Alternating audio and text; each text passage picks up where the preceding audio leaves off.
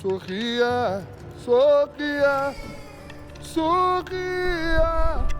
Uma criança nasceu, mas um ser humano habita o mundo em que vivemos. Um mundo que já passou por muita coisa boa e ruim e que aprendeu com isso, com suas vitórias e tragédias. A Declaração Universal dos Direitos Humanos é o resultado desta história, que passamos a conhecer agora, junto com os seus primeiro e segundo artigos, de um total de 30. A Declaração Universal dos Direitos Humanos é possivelmente o símbolo documento mais importante que tenha sido produzido pelas nações, por um grupo de pessoas vindas de experiências e países diferentes para listar o que nos torna, digamos, seres humanos. Ela é muito bem redigida, é redigida de uma maneira muito simples. São apenas 30 artigos, é uma leitura agradável e a pessoa ter ou no bolso ou na cabeceira uma declaração para saber que aquela declaração é uma espécie de espelho onde a pessoa pode se ver na sua dimensão cidadã.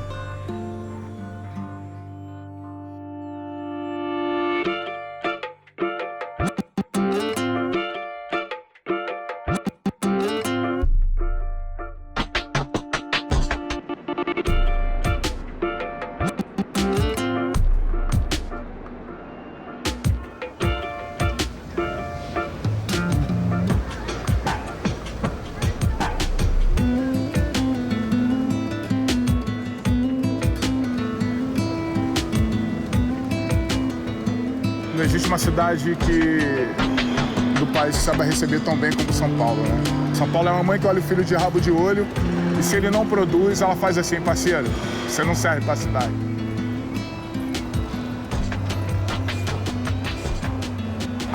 São Paulo é assim até para os paulistanos, né? Só que você tem que fazer a sua parte para a cidade.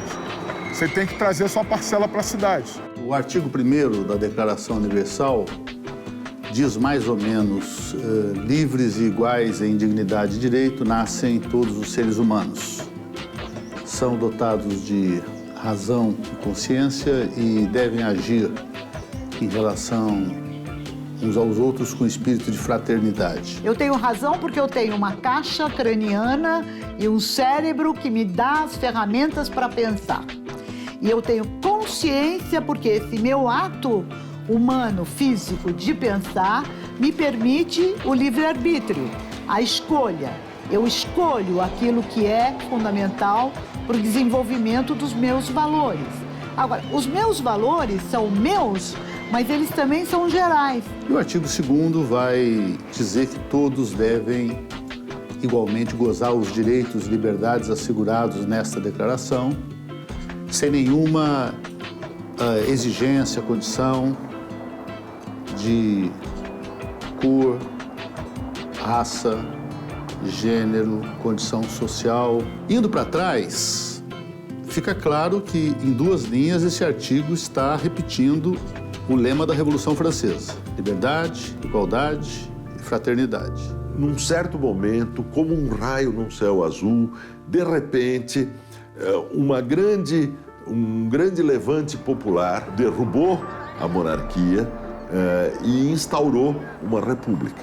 A Revolução Francesa e a Revolução da Independência Americana mais ou menos ocorreram na mesma época, diferenciadas em 8, 10 anos, não é? Mas elas são, nos objetivos, são primas irmãs, porque ambas consagraram declarações de direitos humanos. Com a Declaração da Independência dos Estados Unidos, com a Declaração de Direitos da Revolução Francesa de 1789, se afirmava uma grande novidade na história. Os súditos deixavam de ser súditos e se tornavam cidadãos. A Declaração Americana de Liberdade vai discutir a problemática da escravidão, né? Então, o direito à liberdade, por quê? Porque os escravos participaram da luta pela independência nos Estados Unidos. E esses 2 artigos iniciais, eles representam uma síntese muito perfeita de todo o espírito dos 30 artigos. Os demais vão desdobrar o que está dito aí nesse começo. E é de uma altíssima consistência filosófica, política, histórica. É um texto com uma certa beleza poética. Toda uma história anterior, longuíssima, e um futuro. De 10 de dezembro de 1948, quando foi aprovada, até os dias de hoje. Tamo aí, vamos respeitar a cadência da vila. Muito legal estar no berço do samba, né? No berço do samba aqui na Vila Japão, né? Mas é isso. Meu nome é Togum Teixeira, né? Sou ator, depois acendi a diretor, também roteirista, assovio, chupucana, essa parada, né? Porque carioca morando em São Paulo, se o cara dormir na sopa, vira mosca. Mosca afogada, que é muito pior. Cria de Cavalcante, né, zona norte do Rio de Janeiro. Nascido basicamente no terreiro de mãe Regina de Bombochê, né, em Santa Cruz da Serra, Duque de Caxias. Toda a minha família, né, faz parte do candomblé e tal. Desde pequeno convivendo com essa questão, núcleo de escola de samba, terreiro de umbanda ou candomblé e também com samba, né. Olha, quando a gente fala de direitos humanos, né, a gente esquece de uma série de coisas que a gente vive numa sociedade que ela é do plural, né? De qualquer forma, o que faz a Declaração de 1948 é recolher 2 séculos de história e sintetizar, a partir da grande catástrofe da Segunda Guerra, um documento único, sintético e essencialmente diz o seguinte: nós hoje, na metade do século XX, fazemos um resumo da idade contemporânea e dizemos, nós aprendemos tudo isso. Algo como uma, põe aspas nisso, Constituição Mundial. A Declaração Universal nos dá um instrumento que nos permite avançar. Portanto, há um grande trabalho das Nações Unidas para, digamos, diminuir todas as formas de discriminação. A história das Nações Unidas começa, de fato, ainda durante a Segunda Guerra Mundial. Depois da Primeira Guerra Mundial havia sido criada essa primeira grande organização internacional, a Liga das Nações, também com esse objetivo de evitar futuros conflitos, mas, de fato, uma organização que não conseguiu levar adiante esse mandato. A ONU foi criada para debelar, para combater o nazismo, para acabar com o regime nazista e com seus aliados fascistas, e isso é um princípio das Nações Unidas. Hitler então assumiu o poder na Alemanha depois da República de Weimar e recebeu um país que tinha uma economia muito difícil e, como bem sabemos, culpou aos judeus absolutamente de tudo. Culpar os judeus dos mais de todo tipo não é algo novo, nem nisso ele foi original. O nazismo rapidamente perseguia as pessoas de espírito, as pessoas de mente aberta, as pessoas críticas.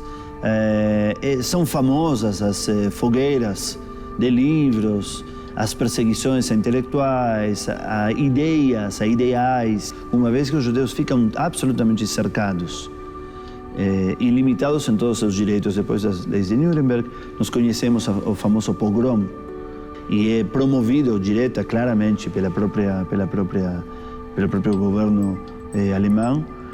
Muitas pessoas morrem naquela noite trágica, a noite dos cristais quebrados, e inclusive nós, na nossa própria comunidade, temos vários dos sobreviventes dessa trágica noite que vieram diretamente fugindo de lá para achar um lar e uma continuidade de vida aqui no Brasil em geral e em São Paulo e na Congregação Israelita Paulista em particular. Que é por isso que os fundadores dessa sinagoga na qual estamos gravando esse programa se inspiraram principalmente nos valores humanitários do judaísmo.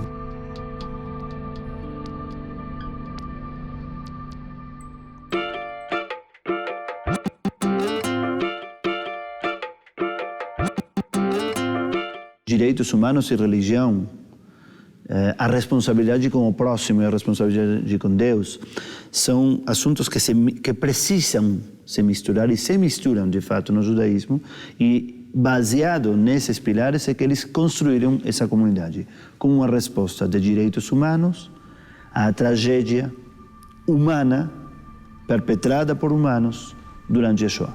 Shoah significa destruição total. Na cultura judaica, na linguagem judaica, não usamos a palavra holocausto, por causa de que os holocaustos aparecem também como oferendas a Deus. E nós não acreditamos que os nazistas queriam oferecer como ato religioso os judeus a Deus.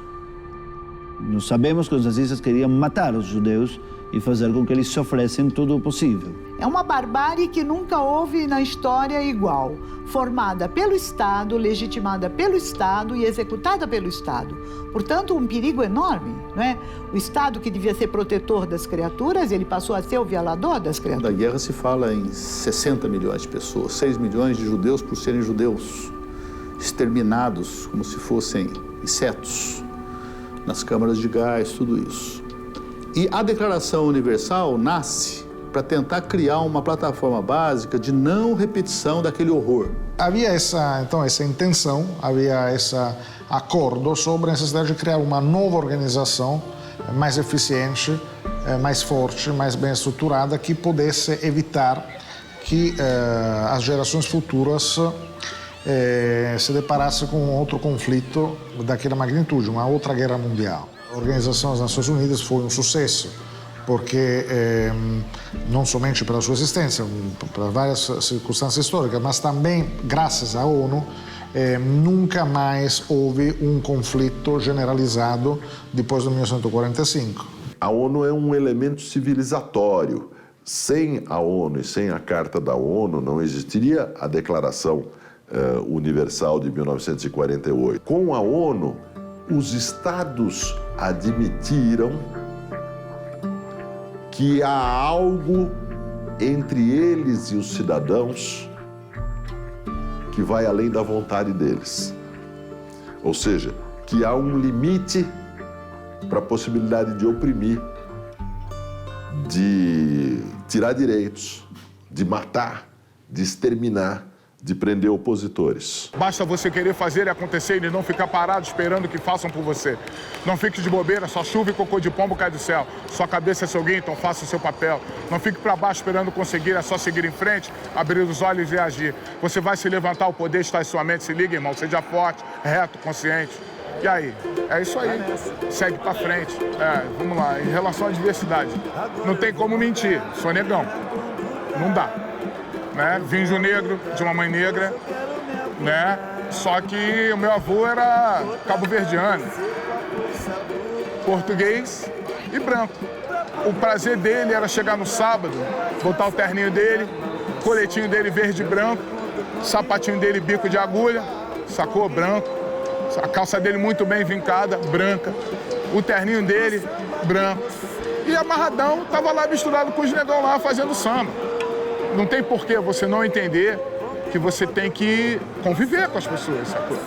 Você entender que diversidade faz parte da sua cultura também. Eu sempre achei bem legal assim, essa coisa da Vila Maria, porque só o símbolo da escola já diz, né? Unidos de Vila Maria. Família, o preto e o branco, todo mundo junto, vambora. E o samba, que é uma religião. O samba é uma religião. Então a Vila Maria pode-se dizer que é a escola que mais trabalha diversidade. Diversidade de ser humano e diversidade cultural. Aqui na nossa casa, é assim, nós temos tanta pessoal evangélico, pessoal do Umbanda, do Candomblé, nós temos pessoal católico, então nós temos pessoal até ateu, tem todo... Tá todo mundo aqui. As religiões estão tudo unidas aqui.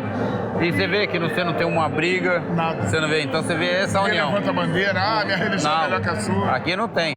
A gente frequenta a quadra Vila Maria há 3 anos e o quintal da vila 8 meses. A gente vem porque a minha filha faz escolinha da bateria e aí a gente acaba ficando aqui e acabamos gostando. A gente vinha só para trazê-la, mas acabamos ficando para acompanhar o samba, porque a gente gosta de samba e acabamos ficando todos os sábados até o final do samba de rock. Nossos amigos convivem com samba, com rock, como a gente também. A gente tá aqui na vila, no quintal da vila, mas nós gostamos de outros estilos de música. Sempre acontece um debate, né? Cada um defende o seu, mas a amizade continua a mesma. É neste ambiente de respeito e convivência pacífica que Spartacus e Gabriela esperam que sua filha, Maria Clara, possa viver. Eu sou Spartacus, ela é a Gabriela. A gente se conheceu na escola, no colegial. Estamos juntos há 3 anos. Eu fiquei meio ansiosa, assim, nervosa ao mesmo tempo. Mas acho que nem ansiedade, era medo, assim. Que na hora passa um monte de coisa na cabeça. Mas foi rapidinho, foi tranquilo. Agora você tem que prestar mais atenção nas suas atitudes, porque isso pode refletir na bebê, né? Ainda bem que ele é bem responsável. Ele é dedicado, é bom. Pela idade, assim, dele, minha, assim, de ser pais novos, né? É uma menina, nasceu no dia 20 de agosto de 2013, às 17h04? Isso. Primeiro filho do casal? Primeiro. Como que ela vai te chamar? Maria Clara Tavares Moreira. Tavares Moreira? Tavares da mãe, Moreira do pai? Escreve o nome do bebê completo pra mim. Esse xizinho não pode abreviar, tá bom? Eu vou descer pra levar os documentos até a salinha do cartório. Daqui uns 10 minutos você pode descer lá pra pegar a certidão. Tá bom? Esse registro faz com que ela exista. Se não tiver o registro, ela não existe. É o compromisso. Eu entrego a minha criança para que esse Estado diga que ela exista, mas esse Estado protege essa minha criança e a mim por aquilo que eu tenho de direitos, né? E eu colaboro com esse Estado porque eu trabalho, eu pago meus impostos e eu também preciso ser protegida por esse Estado. Esse papel, que é uma espécie de documentação de que ela tem vida no Brasil, hoje é um papel gratuito. Tem que ser fornecido pelo cartório sem cobrar nenhuma importância. Esse cidadão que é registrado, ele é igual a todos os outros cidadãos que têm o mesmo registro. Esse cidadão não pode ser diferenciado, distinguido de um outro cidadão que, além do registro civil, é filiado a um determinado partido, que, além do registro civil, é fiel de uma determinada igreja, que, além do registro civil, pertence a alguma associação política, religiosa, étnica. Olha, a certidão de nascimento, ela é laica. Ela não é como foi no Brasil durante muito tempo, uma certidão de batismo, né? Que muitas vezes era a única coisa que a pessoa tinha da igreja, de um período em que igreja e Estado foram associados. A República Brasileira desassociou e a República já nasce como Estado laico. O Estado laico vem exatamente dessa tendência histórica e, digamos assim, congênita dos direitos humanos de buscar a totalidade, aquilo que une. O desígnio da Revolução Francesa é que o Estado tem que ser laico, isto é, religiosidade é alguma coisa de foro íntimo do indivíduo e o Estado não pode intervir sobre tudo que é do foro íntimo da vida privada. O Estado cuida da vida pública e o cidadão cuida da vida privada. Nenhuma pessoa pode ser privada de direitos em função das suas opções religiosas. O Estado tem compromisso não com os preceitos religiosos, mas com os preceitos de direitos humanos, e os preceitos de direitos humanos querem exatamente que não haja essa diferenciação. A defesa do Estado laico e hoje da escola laica, da universidade laica, é um dever que nós temos para que as pessoas sejam livres para escolher as suas próprias representações religiosas para o seu mundo privado, porque isso é do campo privado, não é do campo público.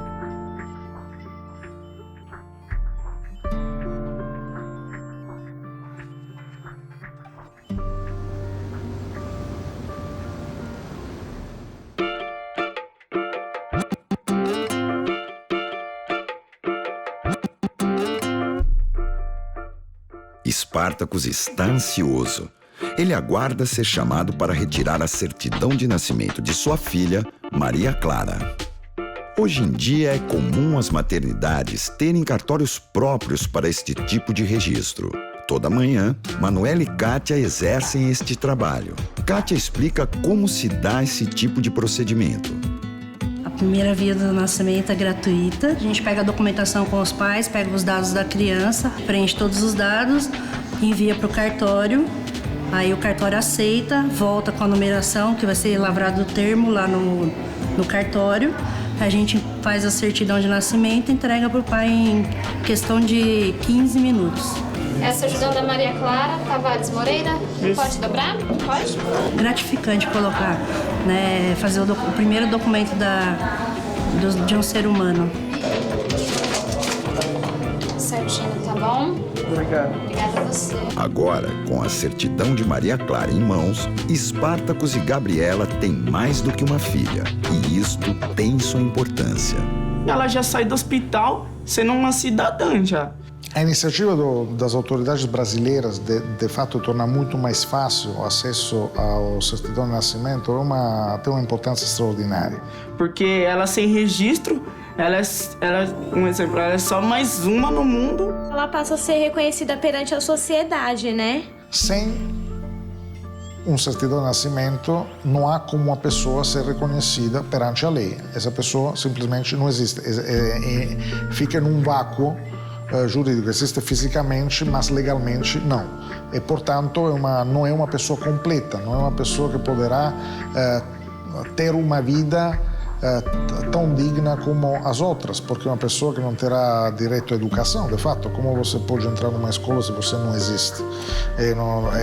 A saúde, mesma coisa.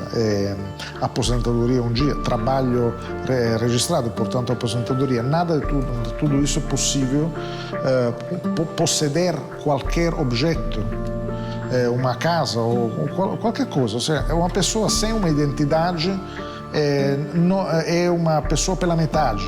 Questão de estudos, de saúde. Espero estar sempre dando o melhor para ela, porque ela faz parte da gente, né? Aprender com todos, participar de coisas coletivas, viver num espaço múltiplo. Se ele tiver essa educação, ele é uma pessoa que convive com todo mundo. Dá um medo na hora que você vê o neném, porque você vê que é uma coisa dependente de você, que é pro resto da vida, assim, uma parte de você. É uma sensação inexplicável. Viver numa comunidade, na comunidade global do planeta Terra, nós 7 bilhões que somos, é um desafio constante, não é fácil. Recursos limitados, dificuldades, uma luta pela sobrevivência muitas vezes, todos os problemas que cada um de nós conhece. Mas existe algo que é a solidariedade humana, existe algo que é a justiça, existe algo que é a dignidade. Essas são coisas que não podem ser pactuadas, são coisas que não podem ser compradas ou vendidas. São os valores que fazem de nós seres humanos, fazem de nós pessoas, que torna a vida digna de ser vivida na sua pleneza, com dignidade, com satisfação, com prazer. E a sociedade humana, não importa a cultura, não importa o sistema de governo, não importam as premissas sobre as quais tal ou qual sociedade se apoia, se são beduínas, se são indígenas, se são judias, se são budistas, precisam ter esse mínimo comum de respeito com a igualdade, com a liberdade, com a segurança, com a dignidade. Eu acredito que o homem tem essa capacidade de superação. Pensando o que eu devo fazer para colaborar com essa convivência diversificada, solidária, generosa com o outro. É quando eu estou sozinho numa praia e levei o meu som e estou ouvindo lá suavemente o meu Tom Jobim. E chega um colega para usar a mesma praia com sonzão, com uma música de axé, né? Esse é o desafio dos direitos humanos. Pontua que você é humano e você tem esse direito de fazer a sua revolução humana em qualquer espaço. A história de Maria Clara é a história de Espartacus, é a história de Gabriela, é a história do Togum, da família Rodrigues dos Santos. Esta é a história da Declaração Universal dos Direitos Humanos. É a história de todos nós. Na sua dimensão de criatura capaz de dignidade humana, na sua dimensão de uma pessoa prestante, de uma pessoa que realmente veio à Terra para cumprir um destino que é passageiro, mas é fascinante.